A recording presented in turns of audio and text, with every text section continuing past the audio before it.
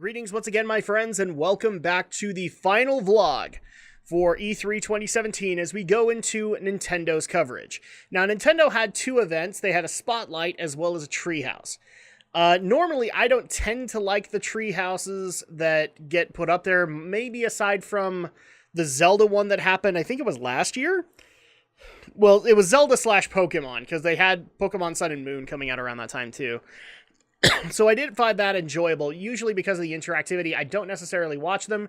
This time around, I did actually take notice of a few trailers. So, we're going to cover the Spotlight first, and then I'm going to go into the trailers that I did like from the Treehouse.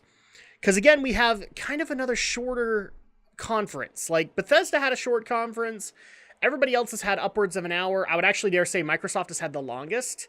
But Nintendo was one of the shorter ones. Kind of surprised by that, especially since they needed to showcase a lot of games for the Switch. So, let's go ahead and get things started, and we started with Xenoblade 2. Holy crap, visually that game looks amazing. It's officially motivated me to want to go play Xenoblade Chronicles 1, just to get myself up to speed. I believe it's coming out for Switch, and it's going to be releasing this holiday season, so you guys can look forward to that. The trailer looked awesome. I especially loved the concept of what looked like the girl in the sword, and at that point, the main character having to work together with her as the sword to be able to get things done, as well as some of the visuals. I mean, the one thing I will not fault Xenoblade Chronicles X for, visually it looked astonishing. The planet they were on looked great. This looked even better. I'm looking forward to what they continue to do here. And then we just continued on with a bunch of Switch announcements. So we have Kirby for Switch, which is cute, and it's amazing, and I've got to play it, especially since we already know that for 3DS we're getting a bunch of Kirby games in celebration of, I think, the 30th anniversary for Kirby. So already this Switch game makes me want to own it. It's super, super cute. Looking forward to getting that in my hands, and it's going to be coming in 2018. We also got the confirmation from the Pokemon company that Nintendo or Game Freak is working on a core RPG title for Nintendo Switch. And the speculation right now, I don't remember him actually saying it was a Pokemon game, although he might have actually said it. A core Pokemon game coming to Nintendo Switch. People know my thoughts on this. As soon as Pokemon Stars got rumored, I wanted it in my hands. This is the exact same case. I've been waiting for a console Pokemon game. This would be awesome if it actually does happen. What I'm really worried, though, is that it's not necessarily going to be an RPG like the other Pokemon games. It's instead going to be Pokemon Stadium, Pokemon Ranger, one of their other franchises. And that's not what I want. I want a gen title for Nintendo Switch. And I do not see a reason why I can't get it now, especially since this is supposed to be more of a console handheld hybrid. So yeah, there's my thoughts on that one. And then we got into the announcement that, I'm happy about, but I'm cringing. And that was Metroid Prime 4. I'm happy that it's happening. I've already gone into this discussion with panelists on Geek News. I have a feeling it's going to get brought up there too. I've made it very clear. I'm not a fan of the Prime games. I've played them, and I think they do have good stories. My issue with them has always been, and always will be, the first-person perspective. I know I've said this numerous times for people who've been following me for a while, but I'm going to say it again really quick. I get headaches when I play first-person games. It's not fun. I can play for about 20, 30 minutes. Maybe push things out to 40. And after that, I've got to take a break. I've got to go get, not Tylenol, but like ibuprofen in my system and let that start working, then I can go play again. Which sucks for me, who, like, if I'm going to sit down and play a game, I'm going to play for like an hour, maybe even 2. And this is basically where I have to take 40 minutes, go wait another 20, come back, and it's not a fun aspect for me. So the fact that they're going to do Prime 4, and we're assuming that it's going to be first-person perspective, doesn't make me happy. All right, it makes me cringe. Granted, Prime does have some elements like the Morph Ball that let me kind of have a little bit of a break from the first-person perspective. But I've never been a fan of these. And this is actually, like, for a lot of people who scream at me, you're so biased towards things like Call of Duty and Battlefield, you're kind of right, and here's why. Not only are their campaigns horribly short, but also the fact that I have to deal with freaking headaches when I try and play them. So I'm excited for this game. I'm glad we're getting a Metroid release, but I'm really hoping in the back of my mind, please let me get a third-person perspective. Let me pull myself out of the visor if I want and be able to take care of this stuff. Because I'm not saying that I wouldn't stay in the visor for a lot of those good portions, but at the same time, I also want to be able to step out and be able to take care of that headache issue. I don't think I'm in the minority here. I think you guys are going to get a first-person perspective, but there you go. For those who want to say that I'm just a hater, go ahead. I don't care. Yeah, I'm excited, and I even put in my notes, I'm excited, but I'm torn because I'm dreading this whole concept. Basically, I'm going to have to buy this game with a big bottle of Advil and just go through it. Up next was Yoshi Switch, which looked a lot like Yoshi's Woolly World. Again, super cute. It's going to be releasing in 2018. I can't wait to get my hands on it. I actually think that both the Kirby and the Yoshi game are going to be perfect for introducing my kid to gaming. That's going to be awesome. And then the next major announcement was Fire Emblem Warriors. I'm excited for. I'm not a Fire Emblem fan, but I love Hyrule Warriors, and I love what they did with that. And the trailer that they had for Fire Emblem Warriors just gets me even more excited for it. And that's going to be releasing fall of this year. So that's going to be awesome. Up next was lots of announcements for Zelda Breath of the Wild. Not lots, but 2 DLC announcements in particular. So first off, we're going to get the Master Trials DLC pack later this month, so on June 30th, which is going to include a Trial of the Sword, a Hero's Path mode, new armor, new items, which are all Zelda-centric. I especially like the... you could get Majora's Mask. You could get... Sorry, I've been recording all day, so my throat's rather dry. You could get Majora's Mask. You could get Midna's Mask. You could get we've already seen this one, but the Tingle outfit, you could get the armor outfit from, I think it was Phantom Hourglass or Spirit Tracks.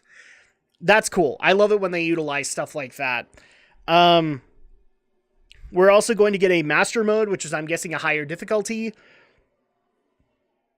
But basically, it looks like it's a bunch of challenge modes for people to continue to extend the lifespan of Breath of the Wild. The second one I'm more interested in, and that is the Champion's Ballad, which is going to be coming out this holiday season, which looks like additional story that you can get for the champions that worked with Link in the Divine Beasts. And I haven't seen every single one of them, but I've seen a majority of them, and I love their stories. So at that point, if they want to add stuff to it, I am all for that, especially like Mytha. I would really like some more stuff on Mytha. She was awesome. Oh, crap, and I just barely lost my... There we go. And also on top of that, we did get the announcement that there are going to be corresponding amiibos of the champions. That's also cool. Do I think I'm going to get an amiibo? Probably not, but I like the fact that that's an additional thing you can get. I may even get like a little Mytha one. I don't know. She's right now the champion I like the most. Just because of the story that they try to tell with her. So yeah, you're going to be getting these Breath of the Wild amiibos along with these 2 DLC packs. Amazing. I love the fact that they're extending the lifespan of Breath of the Wild, especially since Zelda games are really looking like they're going to extend their development spans instead of retract them. That's actually a really great idea. Up next came Nintendo showcase on Mario plus Rabbids Kingdom Battle. Again, you guys can look at my Ubisoft coverage. It's basically XCOM meets Mario and the Rabbids. There really wasn't anything additional added aside from another cool little trailer that we can see. So moving on, the next one was for Rocket League for Switch. We actually have some third parties being announced. This one will actually introduce exclusive items and cars, including a little Mario and Luigi hat you can have on your race cars. It will also include cross-network play, so that's awesome. A lot of games this E3 have been announcing cross-network play. And that'll be coming in the holiday season of 2017. And then up next was what everybody was waiting for, more stuff on Super Mario Odyssey. Holy crap, this game looks gorgeous. Every world that they showcased, I want to go try out. We also got the feature of why the hat is so important. Basically, you can put it on objects or people and possess them. And then you literally, like, they get the hat as well as a little mustache. One of the ones I found especially funny was it started things off with a big old T-Rex with the Mario hat on its head and a little mustache at the very end, if you could actually see it. This is an amazing game, and I look forward to it this holiday season, especially since it's going to be coming out in October 27th, 2017. That is great. This game is further along than even I thought it was when we first got the announcement. It's great looking. I don't know what else to say about it except it's going to be a nostalgia trip and a half. I'm looking forward to it. Then that actually wrapped up the Nintendo Spotlight. The other two that I'm going to be talking about were from Treehouse Announcements for 3DS. As you can see, the Spotlight was focused on the Switch, and they decided that the Treehouse would focus a little bit more on the 3DS titles they had coming out soon. And with that, we got our second Metroid announcement, which was, now we actually understand why AM2R was recalled and banned. Because they announced that Metroid Samus Returns is going to be hitting the 3DS, I'm trying to remember the date, September 15th, 2017. This is a Nintendo remake of Samus 2, or of Metroid 2 Return of Samus. Now we know why AM2R was called off, because they were working on this in the meantime. It looks gorgeous. I do feel a little bad for the AM2R guy. I hope he's getting excited for this game, because I certainly am, especially since it looks like it's going to follow classic Metroid motifs, but also adopt some stuff from Other M. That's great to me, because we actually had a lot of really cool glory kills involving the Metroids, where you brought them in, and then you incapacitated them a little bit so you could fire even more missiles into their core. That's awesome. That's doing something new. I'm actually more excited for that than I am for Metroid Prime 4, and I'm going to get it in a couple of months. And then the second one that I wanted to talk about was Mario and Luigi Superstar Saga Bowser's Minions. Normally, I am actually not playing that series of games. I've always wondered whether or not to get into Paper Mario and Mario and Luigi Superstar Saga. This is the game that might just bring me in.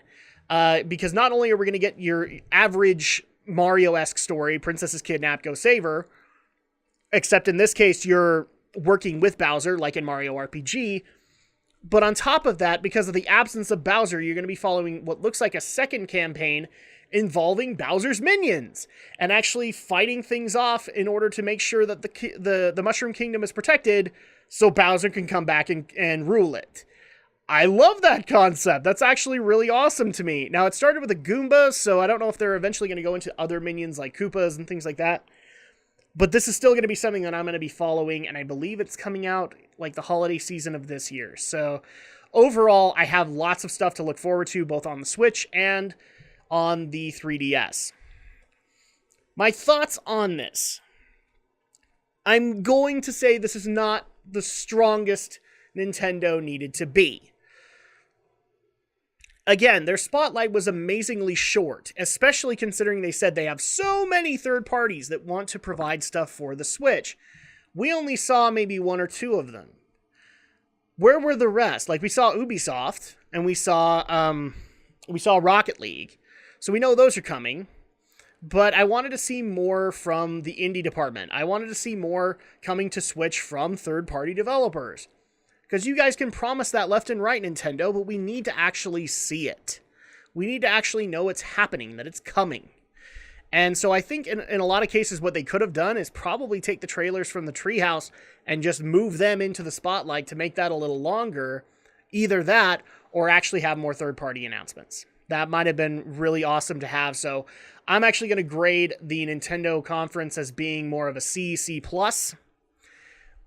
And it's just simply because I wanted to see more games for Switch, and I feel like it was way too short for that. We definitely needed to get showcased more stuff, even if you show stuff that was going to come out literally next month. Like a Splatoon 2 trailer would have been fine. But yeah, that's my opinion on it. I don't have any problems with the Treehouse. The Treehouse is more of an interactive thing, so I have no issues with that, but I really do think that the spotlight should have been longer. And that wraps things up for E3. Now, I kind of bounced around the idea of doing like a final thoughts video, but I think I'm just going to leave that for the Geek News podcast that we will be doing this Friday at 8 p.m., where me and the Geek News podcast crew get together, We tell our bests, we tell our worsts, and we give our overall thoughts on E3 2017. But that's going to go ahead and do it for me. So thank you guys so much for joining me on this journey. I know it's been hectic, and I know some people have missed out on the videos that they want to see, but I promise, starting next Monday, we're back to regular schedule. And of course, I will see you guys next time for the next video. Take care till then.